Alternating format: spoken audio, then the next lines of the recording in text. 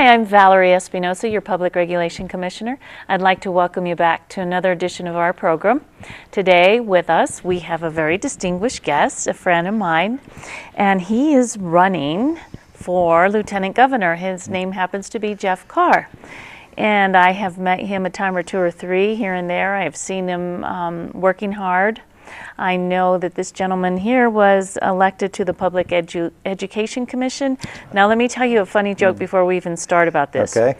When I was the county clerk, Denise Lamb came to me one day and she said, "Valerie, you do have an opponent in the so you know I had the primary and then the general." She said, "You do have an opponent, and his name's Jeff Carr. He's running." And she said, "Wait a minute, Public Education Commission? Not Public Regulation Commission." Right. So I wrote her a note and I said I was going to strangle her and I was going to kill her for that. So she ran and called Shirley Hooper. She said, "Valerie's going to kill me. She's going to kill me." I told her that she had opposition. So that was kind of our little inside joke. It was funny, but you were the culprit. We thought you were running for the PRC. Yes. And I would never run against you. Oh, and I would never run against you. How's that? You're awesome. So, you know, with that, I'm honored to have you here, and thanks for reaching out. That's always important, is when you reach out to another person.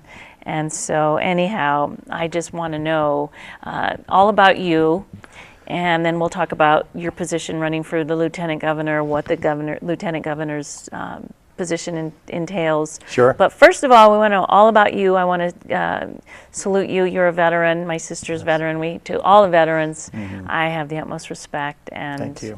You know, I mean, we just lost one of the last Navajo code talkers. Yes. And so I actually got to meet 3 of them when I worked at Los Alamos National Lab. Very cool. That was really an honor. So hats off to you and all those veterans. And Thank you. I think that's crucial to know that about you. So appreciate that. Take over. Okay. Well, you know, on the veterans issue too, of course, we just passed Veterans Day.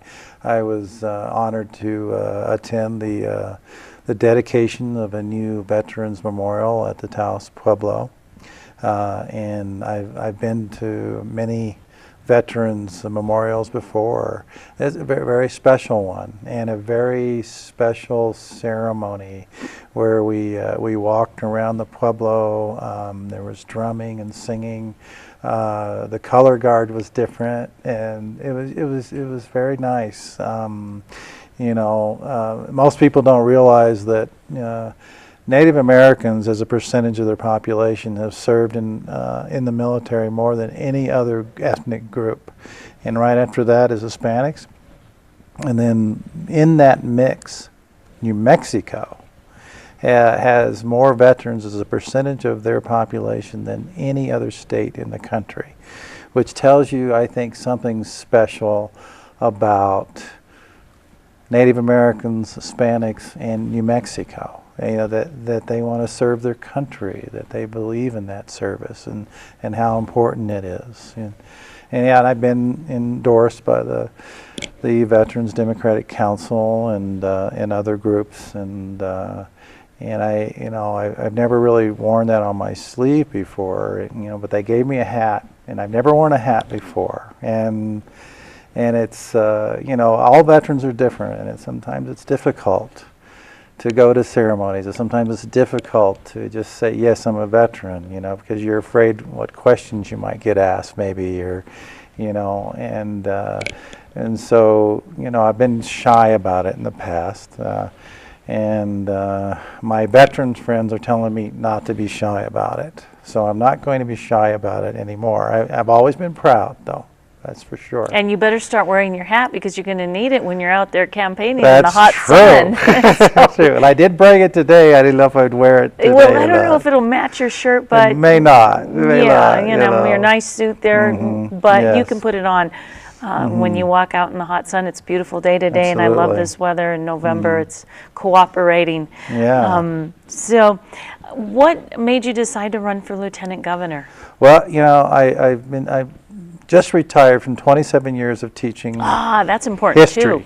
Yes, you know, in this day and age, especially of high stakes testing and the citizenship teaching being put by the wayside in history of our country is not something that's been considered important anymore, because it's usually not on the test. And I've always I've sponsored the National Honor Society, and I've always encouraged my students to be involved in their community, for community service, for their state. And if they choose to go into military service, there's all kinds of ways to serve others, and that should be part of it. Thomas Jefferson had told us that we needed to have an educated citizenry that was willing to give up freely some of their time to take part, to maintain our republic. And that's something that we need to teach in our schools. And then as a teacher, I've been extremely upset about what's been going on with education. I've always had issues. There's always been problems, but in the last 7 years of the current administration, it's gotten much worse. I had one student who put a suicide note in their PARCC test, and it came back, and thank God that young lady did not commit suicide. But we talked to her and make sure she got the counseling she needed. Well, yes, these kids are intimidated. The curriculum sometimes is too difficult for them. And if you're not going to work with that child, then you shouldn't be a teacher. Yes. And then the testing, I mean, when we first started doing the PARCC test, we had teachers who were really, teachers that were in tears, you know, and then the testing that's part of our evaluation system, which needs to be changed. And the teachers are under pressure, and if the teachers are under pressure, it's hard for them to be totally present for their students who are also under pressure. You know, it's kind of a powder keg of emotions, and you know, and it should be a situation where, you know, Maslow's hierarchy of needs, safety is first. You have to feel safe, and you have to feel comfortable where you are before you're actually ready to learn. Safety's at the top, security, and then, you know, shelter. And yeah, food and all those things too, right? And those are all issues as well.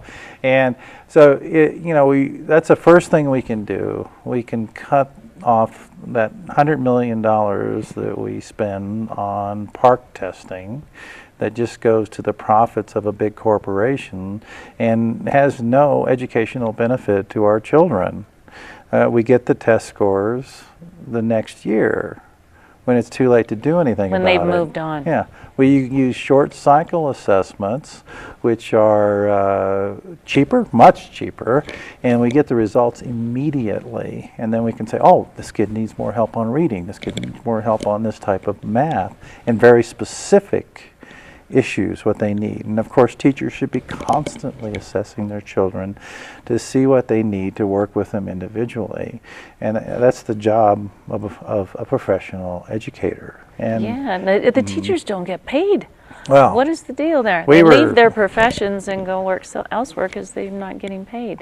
When we first started the three-tier system, that was actually the American Federation of Teachers in New Mexico actually came up. Alan Bernstein, in particular, who's the president of the local teachers union in Albuquerque, came up with that and offered that to Governor Richardson at the time. And it's been a good program, and they have this dossier system and where teachers can move up. And when that was first implemented, we went from almost last to 27th in pay. Now we're back to almost last again, like we are in almost every other category that you can think of. And so that's huge. We need to be able to recruit new teachers. We need to be able to keep the good teachers that we have. Speaking of recruit, that's what I'm going to do in my next life, I think. Become a teacher like my grandmother or my mother who raised me. Yes, it's a wonderful thing. Yesterday I talked, and some of the other candidates were talking about their accomplishments, and I said, you know, my number one accomplishment is all the thousands of lives that I touched in 27 years of teaching. And because I ran into 10 of my former students yesterday at UNM. They came up and gave me hugs. They were going, oh, you're my AP teacher. you were great, and I passed my AP test at the end of the year, and That's what and makes you were it all worth it. Yeah, You know? it gives me goosebumps just thinking about it, and sometimes it even brings me to tears, because they come up and hug me 2 or 3 times, and it's just, there's no money that you can't put a monetary figure on something like that, of course, but teachers need to have enough money to pay their bills and not live in poverty or have to go on food stamps, especially if you're a single mom, And I'm later on in my career, I'm making more than a new teacher. New teachers come in $32,000. And other professionals start at $60,000 to $75,000. Plus, I remember my mom and I used to go to Highlands for the summers because it doesn't end there. Yes. You really don't have 3 months off. You have to go Right. take your continuous ed. So, Right. My first 5 years of teaching, I finished my master's degree. I went to school all the time, summer included, and got additional graduate work for certification in administration, and you have to go to workshops and recertifications. It's a continuous process, and if you look at the amount of time a teacher puts in, they actually put in 12 months and 9 months. I believe you, because there's after 3 o'clock, which comes the logging and the assignments and I remember the books my mom would bring home to prepare for the tests, and so you take the work home and you work on what is it, the scores, the logs. I can't remember what she used to take home and work on at night. Well, I'm not quite sure exactly. I know what I did. The elementary. The elementary teachers, probably, I know my wife she teaches 2nd grade. And I know, and every once in a while she can come on the campaign trail with me, but most of the time she's teaching full time, and she's always doing her lesson plans. Lesson plans is what I was looking for, the logs, the lesson plans. But anyhow, I know I'm just so intrigued by the conversation that we're having on teachers. I'm taking away from, tell me more about the lieutenant governor position and what made you decide to run for that. Yes. So otherwise, we'll talk about teachers, of because course that's we my will. I passion can talk too. about that all day. and that's good that you did have that background, because you know what the educators need, and hopefully you can, go after, get the teachers to. And that's what I want to focus my platform. I want to focus on improving education. I want us to bring in early childhood education. I think from birth on. I would even, we even need to do some prenatal work with moms, and I think that's something we can implement immediately. I think we can find the funds to do that. I think we can. We need to boost our after-school programs, our vocational programs. There's vocational programs that we need in this state that employers need that we don't even offer in the state of New Mexico. And those need to be here, so they have to get those students from out of state instead of employing people from here. And everybody's not going to go to college. And there's thousands of certificate programs. Kids can get certificates for high-paying jobs with 6 months worth of work, or an associate level work. And we're here at the college, here and at the community associate college works wonders to get you in the door. Yes. And the film industry needs us. Los Alamos needs associate level vocational people, not just PhDs. The very large array down in Socorro needs associate level people.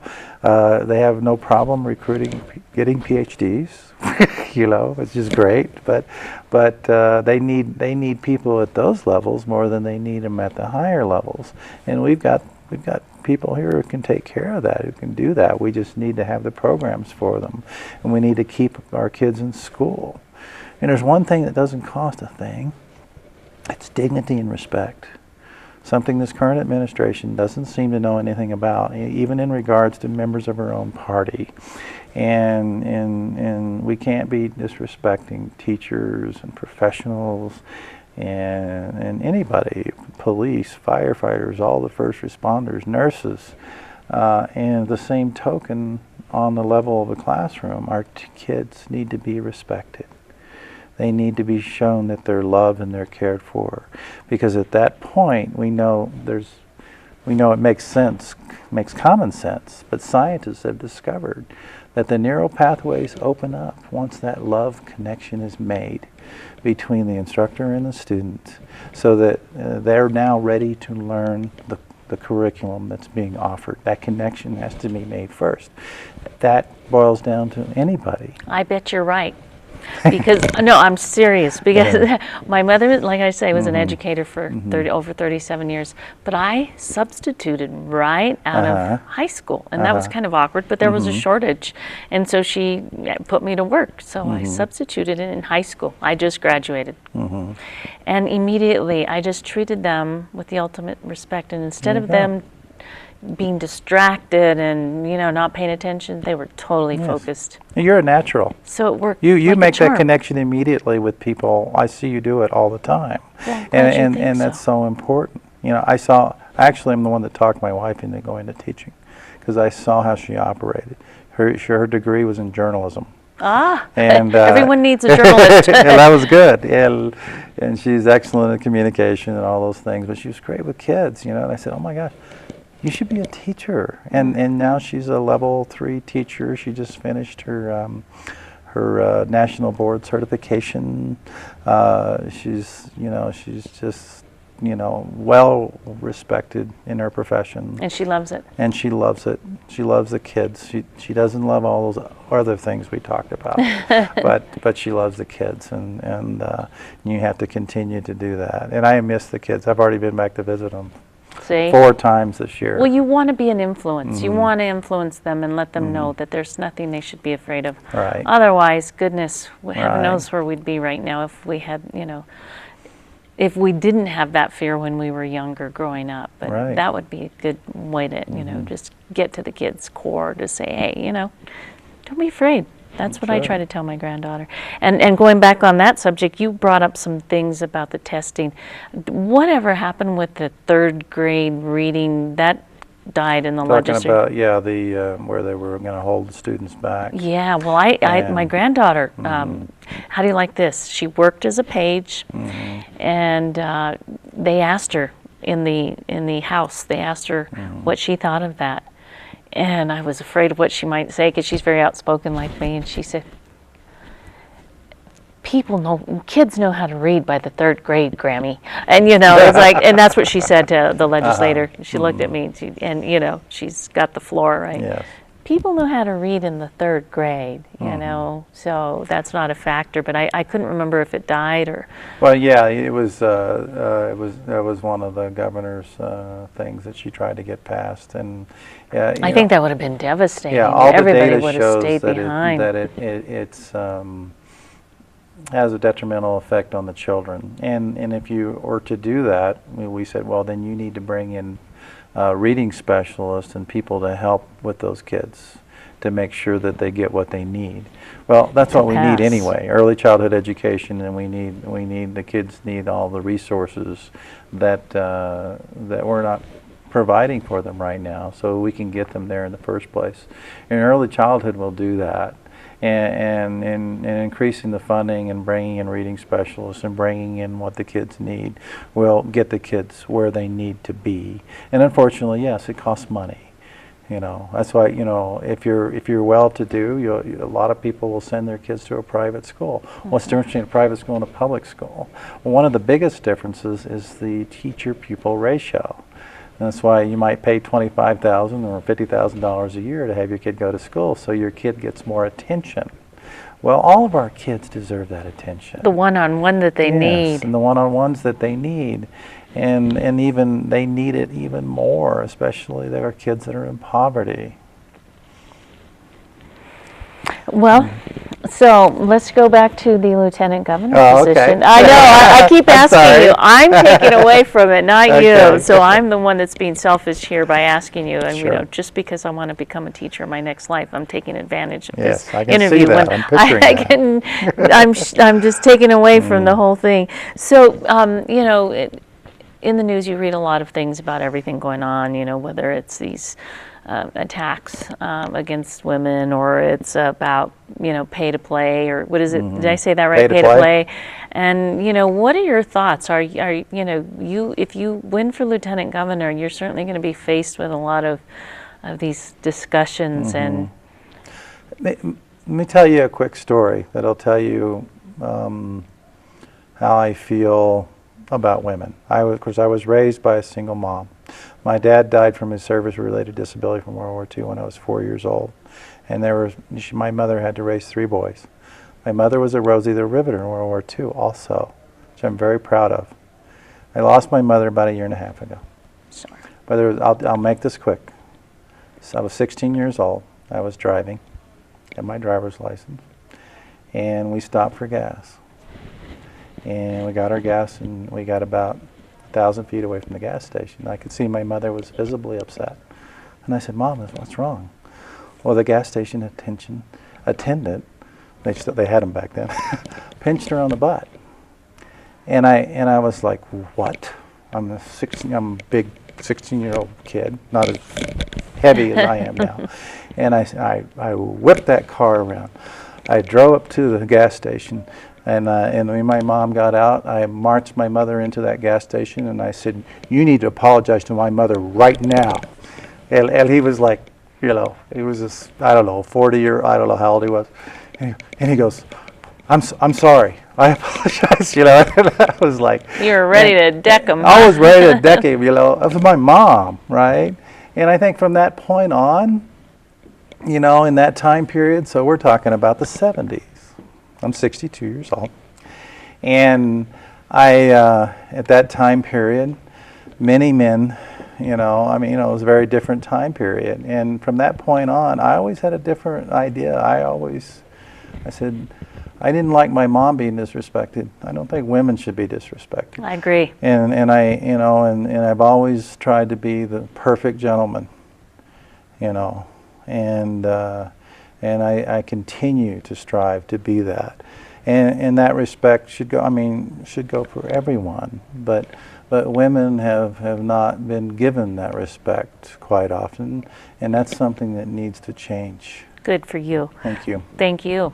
So what are your qualifications? What are you going to do when you're lieutenant governor? And in a quick nutshell, what does a lieutenant governor do? Oh, yeah, real quick. It doesn't take long. Because we're running out of time. Yes, constitutionally, they oversee the Senate as the president of the Senate, and they break ties, and they take over if the governor leaves the state. Aha. And so that's an important position. So when the governor leaves the state, I'm going to call you and say, I need this, this, and this for the PRC. Yes. And we need to form a constitutional amendment that would enable the commissioners to be appointed versus elected. How's that? Well, you know, yes, the lieutenant governor can sign bills if they leave during the legislative session. So we'll get that done real quick. Can you help me out with that? We'll see what we can do. And so, what are your qualifications for the job? Qualifications, I hold a master's degree in graduate work, 2 bachelor's degrees. As far as my education is concerned, 27 years as a teacher, 4 years active duty Air Force, 7 years in the Army National Guard as platoon leader.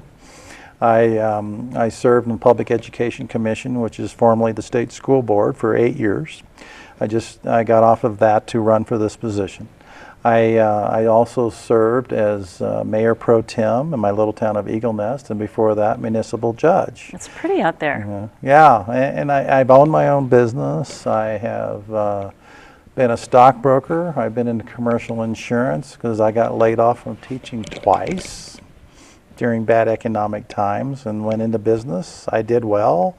I didn't like it. It wasn't my, I like people. You like service. I like people, and that's the fun part, but just making money every day, that's okay, but that's not my thing, and I like working with kids. So I always gravitated back to teaching, which is my true love. Now, if you win this position, what is your first attempt to make New Mexico better? Well, I think the first thing that we can do is stop the things that are hurting education. That's the easiest thing to do, and that, of course, would be me working with the governor and whoever the new Secretary of Education will be in getting rid of this high-stakes testing, the evaluation system, and then on a positive note, implementing early childhood education and finding the funding to do that. And I believe we can. And that's the first thing that I would like to be part of and be proud to be part of. Now, if you had something to tell the audience in 2 minutes or less, what would that be? Well, I'm here all about service. I have no ambitions to be governor.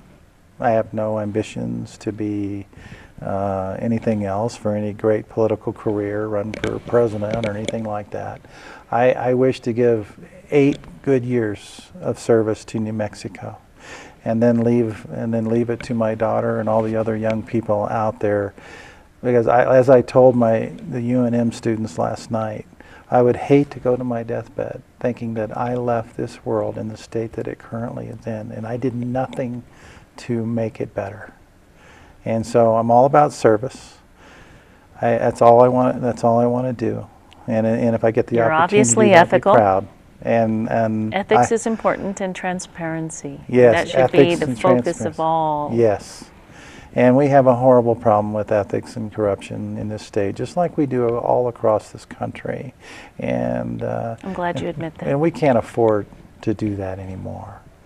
You know, and that's something I look at Socrates. Socrates was all about ethics. And he actually took his own life instead of being exiled to be an example to his students that ethics were worth giving your life for. And that was 2,500 years ago. So, and I've always taught that to my children, to my students, that what makes you who you are.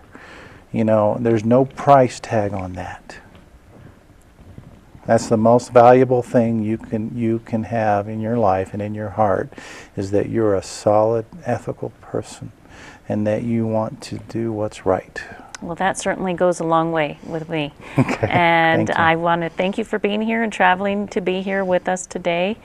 And so feel free to come back. The election's June, what day does it fall on next year? Well, it June should be 5th. It's on a Tuesday, but what? Tuesday It's of the June 5th. June 5th. Yes. The 5th. Yeah, absolutely. And then I need your help, and you know, and so please help me in my campaign if you feel like that I'm the right candidate, and I hope to hear from you. You can find me real easily online, and just Google Jeff Carr for Lieutenant Governor, and you'll find all my information there. Well, happy trails. I wish you the best of luck, and all the other candidates that are running in this June primary coming up here, and in the municipal election coming up. Oh, yes. It's a tough one. Yes. So I don't have to worry for another 3 years, so I'm good. But I want to thank the audience, too, for watching. I hope you find this program very beneficial. If you'd like to appear, please call me at 827-4533. Thank you again for being here. Thank you, Valerie.